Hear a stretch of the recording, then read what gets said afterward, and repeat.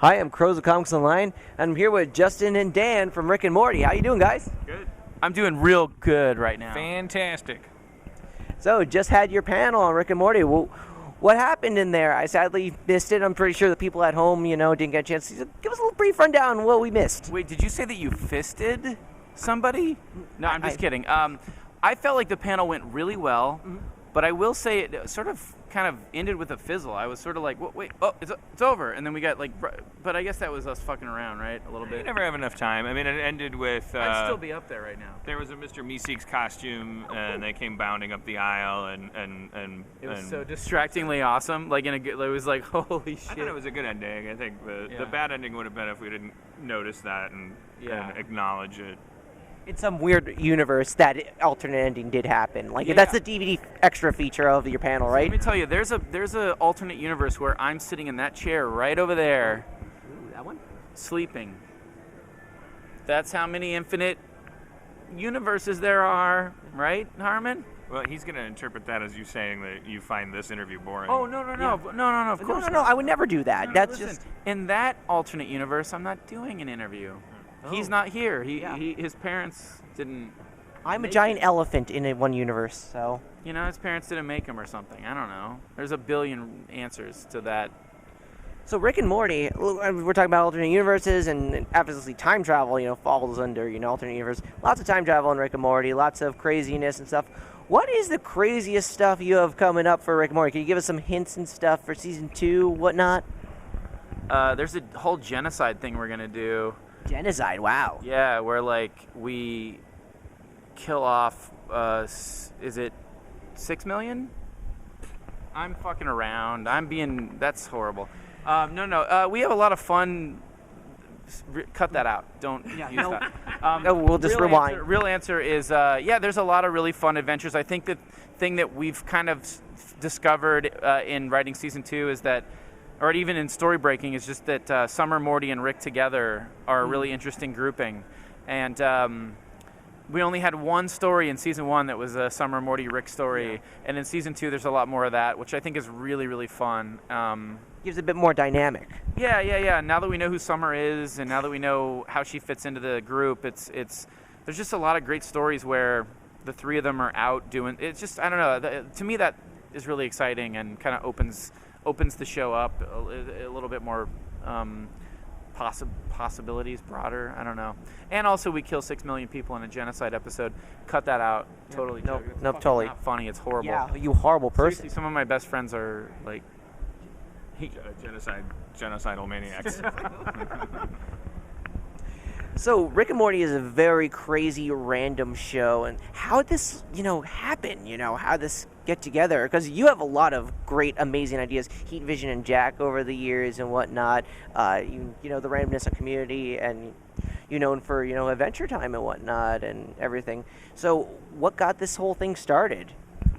It was just Adult Swim saying that they wanted to do something with me. I think Mike Lazzo is a big fan of Community. He's the first network executive I've ever talked to that had seen every episode.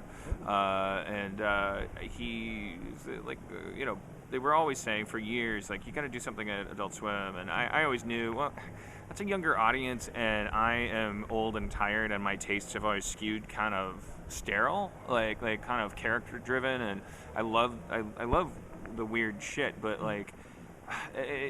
long story short, when they said do a show at Adult Swim, I immediately called Justin because he fit that demographic. Justin should have a show on Adult Swim.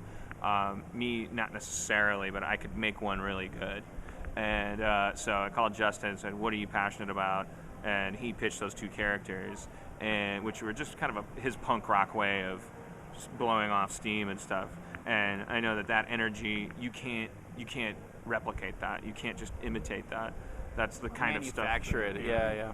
So we got together and just started talking about what's the half-hour version of that, of a show around those characters, and the rest is automatic because Justin and I have always worked really well together. We both have too much respect for each other to ever get into fights about what we should or shouldn't do. It's we just kind of.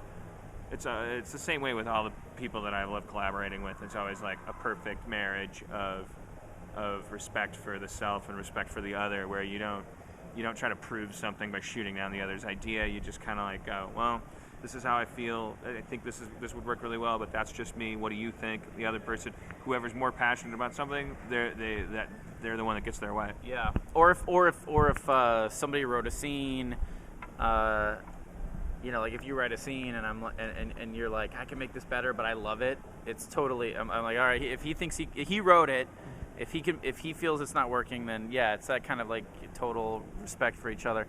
I love this man. Let me just say on the record, I love this man. 6 million people died in the Holocaust, and that is something that I don't think that we we don't remember it enough. And I love Dan Harmon. So, and it's true, I really do love Dan Harmon. I have a deep love for him. And 6 million people died. That's fucking dark shit, man. It is. How the fuck did that even happen? The weird thing is that he often expresses his love for me, but he always infuses it with Holocaust statistics, and so there's no actual historical knowledge of his love for me. He's not kidding. And everyone cuts it out because I think there's a global conspiracy against. I think everyone wants to try to pretend like that shit didn't go down, and that is fucking dropping the mic. Peace out. Well, thank you. Song? Can I play that one? Is that cool? Can I? John Denver, Rocky Mountain High. Yes, you can. Well, thank you very much. We can't wait to look forward to season 2 of Rick and Morty. And I would just like to say, from all of the staff on Comics Online, congratulations on the next season, Community. What did I say? Why did I say? Yes. Thank you. Yes. By the way, Comics Online. I'm going to check it out tonight. Cool. Thank you very much. Always an honor. Yeah.